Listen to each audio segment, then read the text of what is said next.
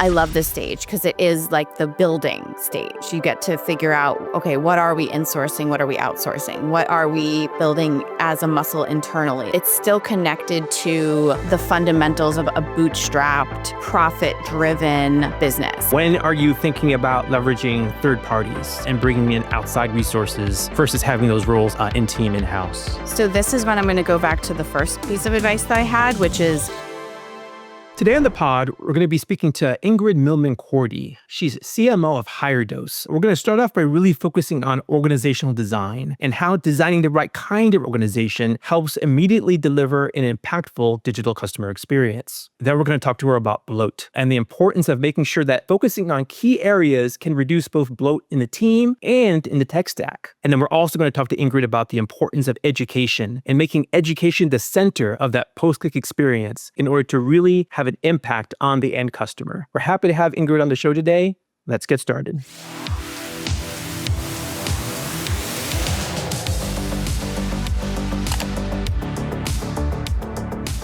Ingrid, thank you so much for being on the podcast today. We're super excited to have you on the show. thank you so much for having me. I'm excited to be here. So Ingrid, one of the reasons we're so excited to have you on the pod today is because, as you know, we talk about the digital customer experience. And really, that experience takes alignment across so many different areas: user experience, customer data, creative, brand, analytics, a number of different fields and areas. So building the right team really becomes critically important. And because of your varied experience at large organizations like Nestle Health Science and a number of other places, you had that experience in building those teams, in designing the organization that's going to be able to deliver those kinds of experiences. So we'd love to be able to start by talking about your background and experience in organizational design and why that's become such a focus for you. Yeah, so I think absolutely. And I do think that one of the biggest, most important jobs as a leader in any organization is to think about design of your people, your resources, what you're insourcing, what you're outsourcing. The biggest leaders that I know and the people that I continuously learn from are always thinking about it, like even more than you might even think that they are. And I've learned from people that I admire that that's something that you don't spend enough time on typically, and I have. And so, having also had experience in a lot of different size organizations. So I've worked, at Goldman Sachs, I've worked at Estee Lauder companies, so at very large organizations, but then much smaller organizations like Noon Hydration, for example, before we were acquired by Nestle Health Science, was a 70-person team, and it was a great brand, and it's still doing really well, but it was definitely a huge departure from like the tens of thousands of people companies. And so I've actually been able to see a lot of different variations in team structures. For me, I think looking at the strengths of the internal organization are really important, and being honest with ourselves, right? Are we an organization that excels in operational function? Are we like extremely buttoned up with our logistics and the end-to-end consumer experience as it relates to, all of the components of operations? Great. Then double down on that, right? You have a strong operational leader, build that internally. The opposite is also true, right? If you don't have that, that's definitely something to just be honest with yourselves about at the executive level and say, look, this is a weak point. Do we want to build this internally and make it strong, or do we want to outsource it and use the power and the expertise of others to help us get there? So I think it starts from this very honest philosophical conversation that you're having at the executive level. And then I think it's important to figure out usually what ends up happening as a company is growing. You're going from small and scrappy and getting it done, and everyone is wearing multiple hats, whether you're at the C-level or you're an analyst or the entry-level employees. And as you get older and more mature in your company's trajectory, being a little bit more intentional in how you're defining roles and what you're expecting out of people becomes incredibly important. I've observed a lot of companies that get to a point of maturity where they have to start making those decisions and have to start defining roles a little bit more clearly than they ever have.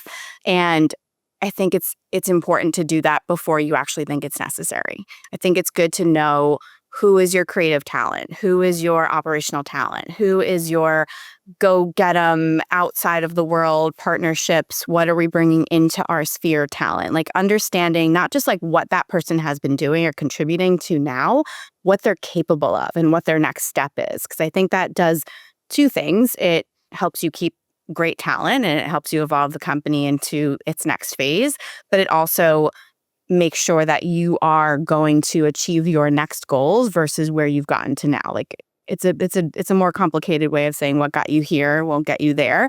And this is maybe just something that I have observed over and over again at different stages of organizations in their maturity.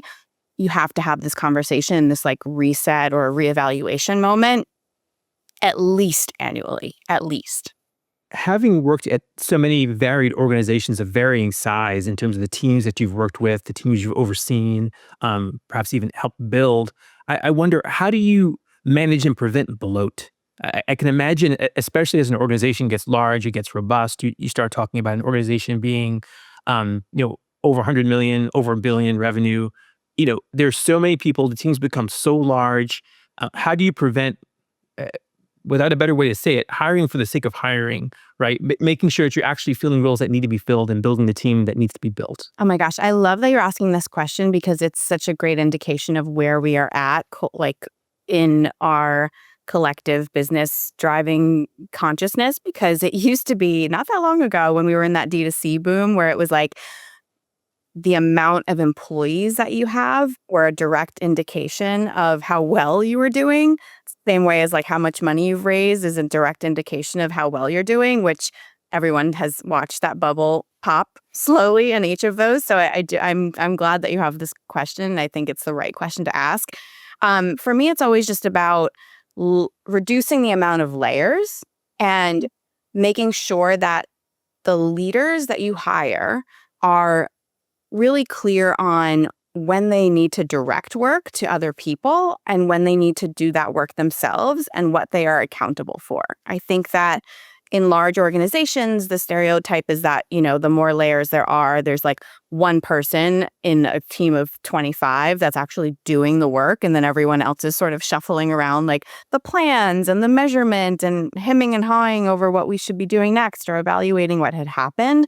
I think if your direct manager or the person that you are managing directly aren't really clear on where their role ends and your role begins and where you pass that baton, that's a huge indication that you need to have a clarity conversation. And there might be indication that there's bloat or, you need to reallocate resources in a different direction. I think once there's like gray area of, there's 20 people and there's 2 people doing the work and there's 18 people doing the direction of the work, that's a big indication of bloat.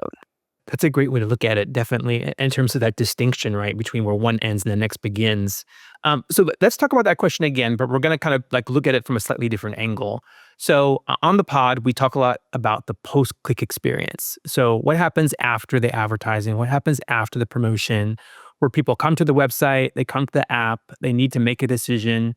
And that intersection, that alignment between product, marketing, IT, all the different groups that influence that. So I wonder if we start to look at that same question, but look at it horizontally, how do you make sure that you're building that team to provide that proper digital customer experience in a way that truly is impactful, right? That allows you to be able to factor in all those different elements that need to be in alignment in order to deliver that experience. Yeah, I think there's a lot of good ways to answer that problem. The way I have found really successful is creating these pods. So you end up, or strike teams or pods or however you want to look at them, but you create this smaller network of people where there's at least one representative from each of the different functions. So there's a technology person. There's when I say technology, I mean directly connected to website development, like can actually code, like a full stack developer is what I would put into that role. An analyst, so someone who's able to triangulate what GA4 is saying, what your platform is saying, what all of the different apps that we use to, configure the consumer journey and make decisions off of that, and actual analysts whose main role is to understand what that narrative and what all of those data points that we're hoarding are actually telling us. So the analyst person is really critically important. A marketer, and I don't even mean just a D2C marketer or just an e-commerce marketer or a digital marketer. I'm talking about an actual marketer that understands narration of the brand story, the tone, the visual experience, the differentiation of our brand versus the other brand, like that marketer. And let's be honest, marketers now are primarily digital marketers because that's where a lot of marketing takes place. So I find that delineation to be less important now than it was in the past. It's just a true marketer that understands the digital landscape, platforms, social media, all of those things. And then a product person. So one of the big changes that I made when I came into HigherDOSE is I took our leader of the product team and I added site merchandising to her role, because what ended up happening was, and it was a beautiful thing because it ended up flipping all of these switches where it's like, oh, we need way more education on this page about this particular product. Oh, people need to know why we put this type of LED into it versus this type, and how they should mix it and how they shouldn't. And they just had this the deepest well of knowledge about product that, frankly, I have never seen reflected as clearly on web pages as when you put that person into the actual role of merchandising, and you give them a KPI of conversion rate, and you give them a KPI of add to cart and ups, all of those things. So that has been a really big shift, but I still would consider that person within the pod structure, the product and the merchandiser in one. So let's now take that same viewpoint, right? And let's just kind of zoom out just a little bit and think about, when are you thinking about leveraging third parties and bringing in outside resources to help supplement or perhaps even replace some of those roles versus having those roles in-house? So this is when I'm going to go back to the first piece of advice that I had, which is have an honest conversation and evaluation of what your company's strengths are. Mm-hmm. There are so many companies who automatically will hire agencies for creative, for media, for retention, email, CRM. Those might be really excellent decisions because you don't have that internal subject matter expertise, or it's just far too wide of a topic to really to win. But I think for example, within my organization, we are very particular about creative. And so that's one of the last things that we would hire a third party agency for. However, email retention, the consumer journey post purchase, is not a huge strength of ours because we're so focused on new product development, new innovation, that it's hard for us to then go back and think about, well, what do we do with this customer that we've won? So that's an evaluation that's very specific to me. And so my recommendation for the listeners here is have an honest conversation about what your strengths, what your weaknesses are. And frankly, even if something internally today isn't a skill, but you want it to be, and you want to build that muscle internally, do the hard work of hiring an expert and letting that person influence your internal culture before going off and hiring an agency.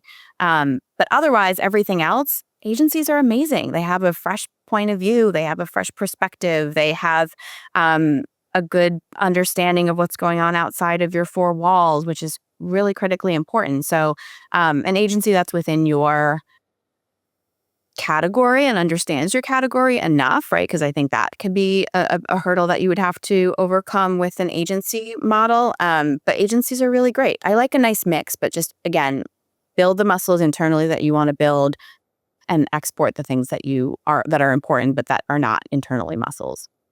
No, that's a nice objective, balanced approach to it, right? In terms of leveraging agencies essentially as tools or extensions as needed, right? And not necessarily super leaning on one in an inappropriate way, right? Where you're kind of outsourcing your business to them, which can be extremely dangerous, right? If in terms of how that can be done.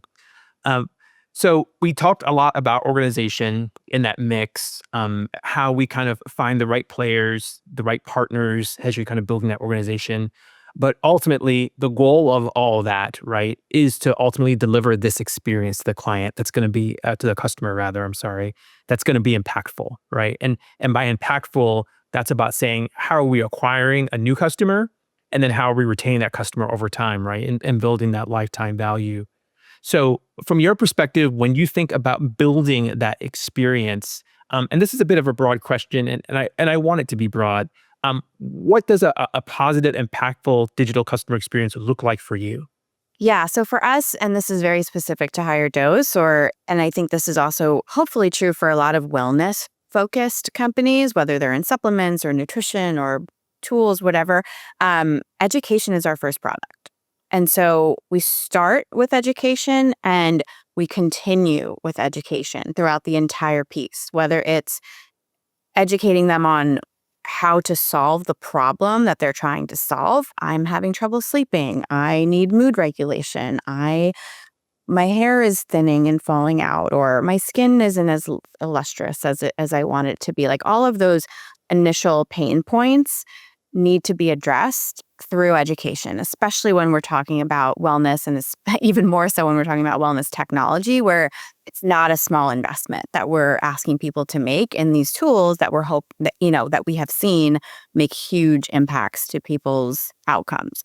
So I think education is incredibly important. I think also trust building and listening. So creating that one-to-one discussion and dialogue. So whether that's through social media in DMs and comments, whether that's through on site with, all the different technology that you have to power a one-to-one conversation with a bot or with a human, hopefully with a human, but we could talk about that separately.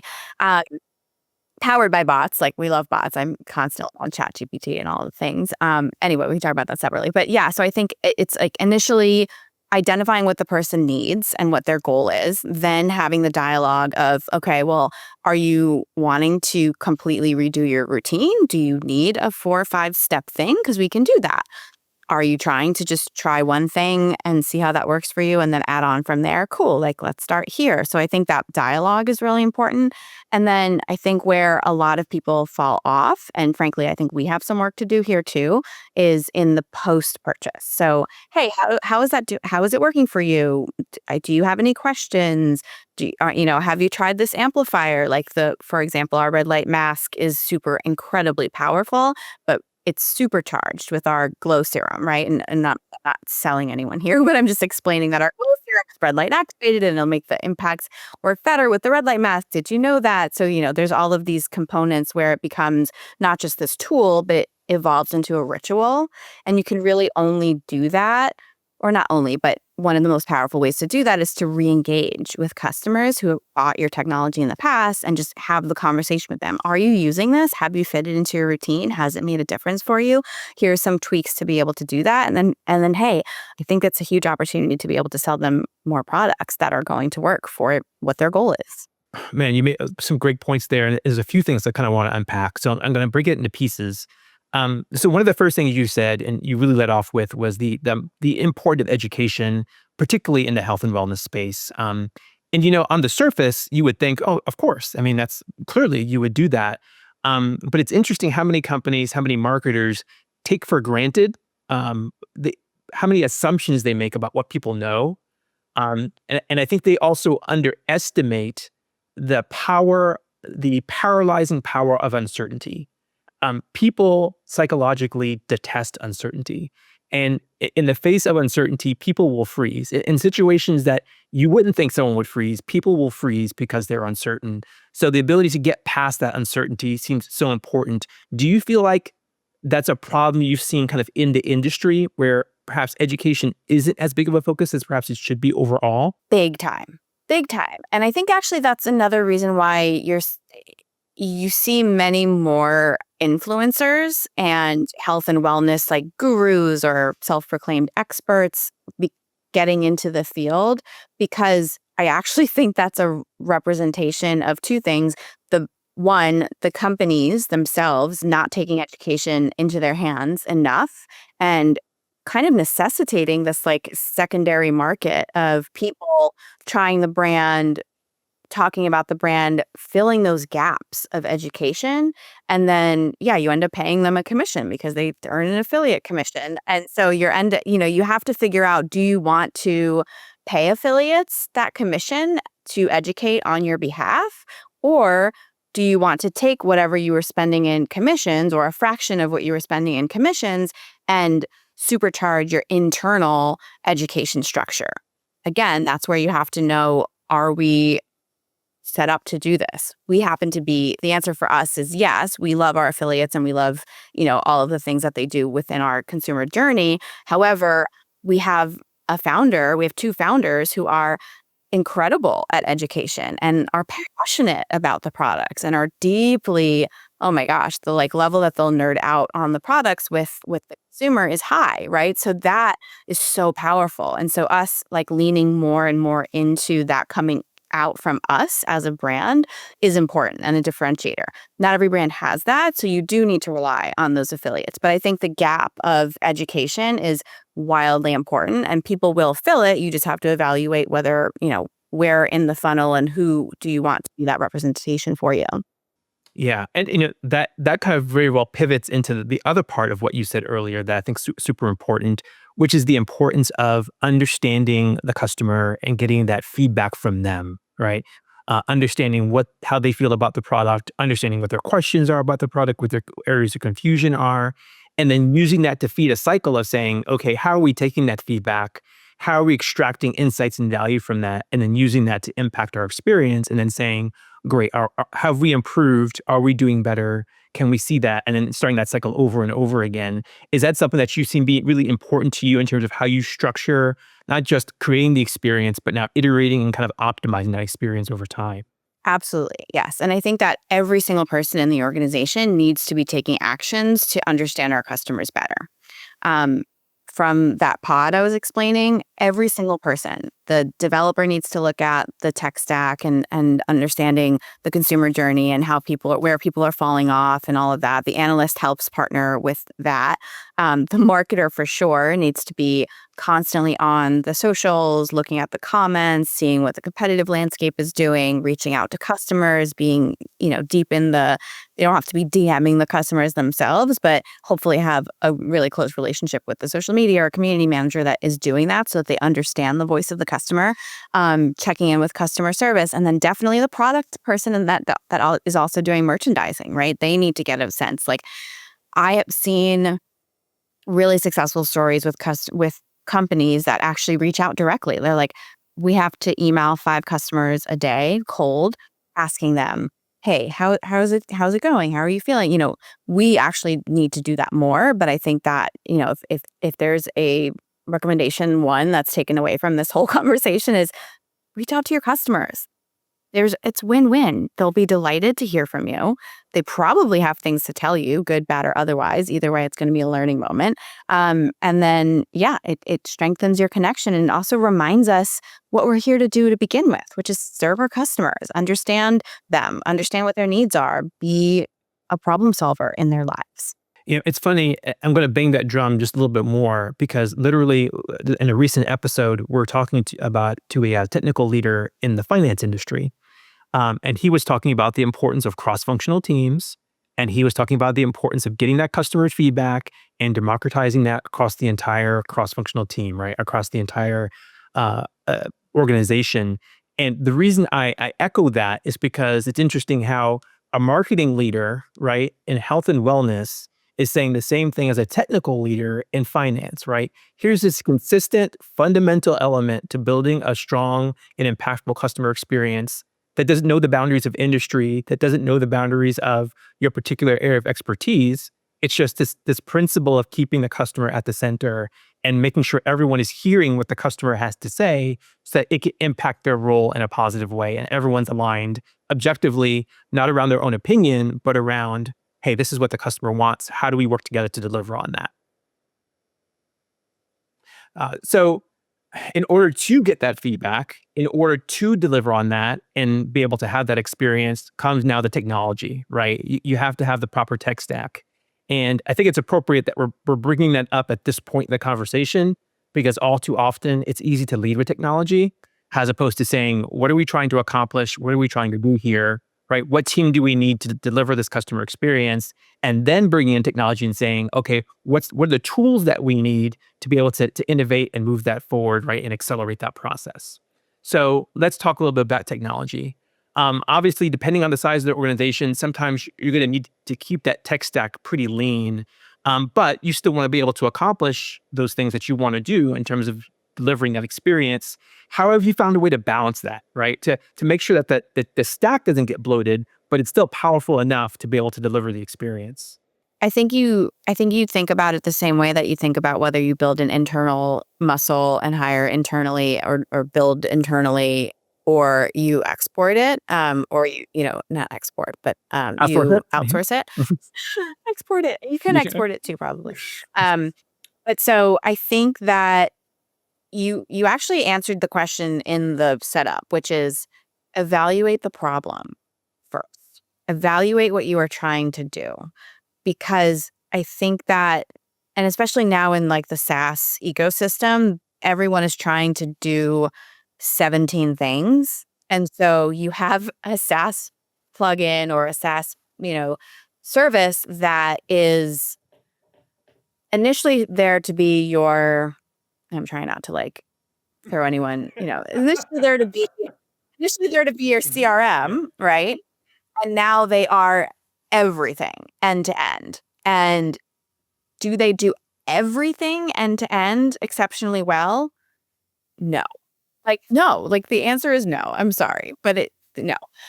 And so you have to figure out, okay, so they're really, really great at this. They have all these other like add-ons and value adds and things like that. I'm going to resist the urge to simplify my life and put it all into one place because that's not their subject matter expertise, right? And so I think that's where we have to have the like ability to edit down what we need and how we're solving it and have an honest conversation. So you review your tech stack quarterly, biannually, and just say, okay, these are the problems we're trying to solve. These are the 2 or 3 ways that we're looking at solving those problems. What is the one way? Or if we have to have more than one, it has to have an extremely good reason. It's the same thing as like designing your home, right? Something has to either be extremely functional and utilitarian and you can't live without it, or exceptionally beautiful and really nice to look at and creates an environment. If it doesn't do one of those 2 things in the home, then, it doesn't belong. And so having an honest conversation about,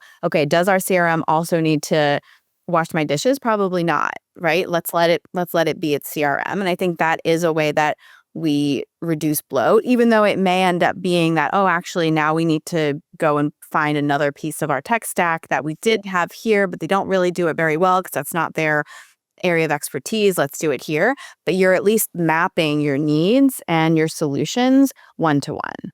It's funny to get on my technology soapbox about that. It's kind of ironic that so many times many of these SaaS companies will come to you and say, hey, we can do these 8 things for you. We can do these 10 things for you. And not all the time, but pretty often of those 8 things they can do, 6 of them were purchases of other companies. Yes, that's it. They haven't improved on, or yeah. Exactly. Not improved on, right? So Yeah. I'm buying this on the principle that, okay, great. I'm going to get all these 8 things from you. And because of that, all this is going to be beautifully integrated and one thing's going to flow seamlessly into the other and it's going to be great. And it doesn't happen because, oh yeah, we bought that. And yeah, that won't be fully integrated for another 3 years. And it's just like, so why did I buy this from you? Like, why, what was the benefit to me, right? It's so common too. And actually there are companies, I will say this, um,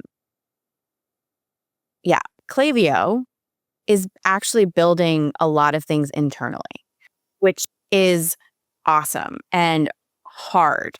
But I do think that if you are going to like build on your stack and make things more like the dream, it's so easy. Like I would love to be able to do the opposite of what I just suggested, which is like piecemealing it and mapping it out so specifically and just like have a one-stop shop. But the problem is it doesn't exist, right? And so, but I will say that having had like internal conversations with the Klaviyo team and like hearing how they're approaching their scaling, they are doing that, which, this is not paid. I'm not, whatever. But I do think that they're one of the few that are doing it the right way. And because of that, I mean, I hear a lot of good feedback about Klaviyo because you don't have to worry about these janky kind of integrated, purchased thing that's still like, that's just kind of jammed into the tool.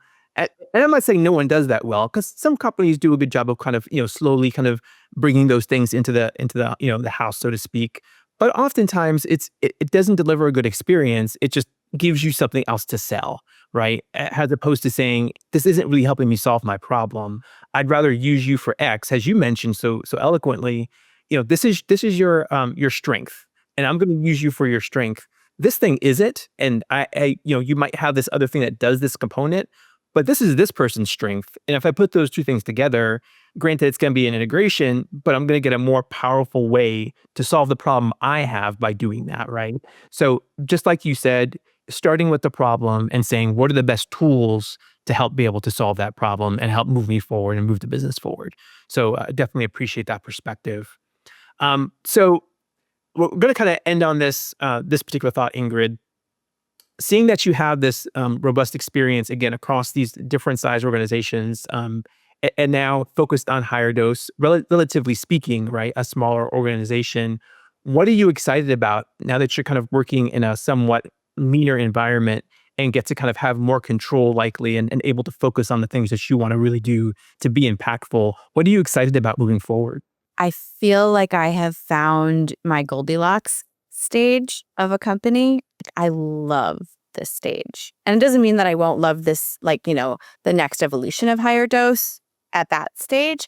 But like where I'm at right now is great because it's not this early startup phase where everyone is wearing every hat and there's no resourcing and there's no anything. But I'm still as the CMO, I'm still updating PDPs every once in a while or reviewing a copy of something or, I still get to get in there and do the work. I do think that goes back to sort of talking about those layers of an organization and being able to be really clear on even your C-level people need to be able to know how to update your website and things like that. I love this stage because it is the building stage. You get to figure out, okay, what are we insourcing? What are we outsourcing? What are we building as a muscle internally? All of the things that I just said these are just things that are top of mind for me, right? So understanding what our strengths are and what we want to be our strengths going forward. But then also it's still connected to the fundamentals of a bootstrapped, profit-driven business. We did not take nearly any investment in the beginning. Still don't have a ton of investment compared to our peers. And I think that has shaped a lot of how we look at things and making sure that we're getting direct ROI and making sure that we're not overbloating our tech stack or our staff. I really like that. And I think some people might feel too bogged down by those things or there's just a lot of accountability and every single thing that you do at every layer, whether you're in entry level or C-level, is felt throughout the organization. And I really like that. And I like working with people who like that. So I think that to me is a really nice sweet spot. I also am completely and utterly motivated and encouraged by where we are going. And the vision that we have for our next phase of evolution and helping to build that while also managing what the day-to-day is today is just every day I wake up inspired, excited, motivated, and wanting to hit that ground running. As an extension of that, I'm just going to ask, what is that piece that you feel like you brought from your Fortune 500 kind of experience and that you brought to HigherDOSE that you felt like, okay, this is the foundational thing I've really learned, the nugget, so to speak, that I'm going to kind of build around? What do you think that is if you had to articulate that?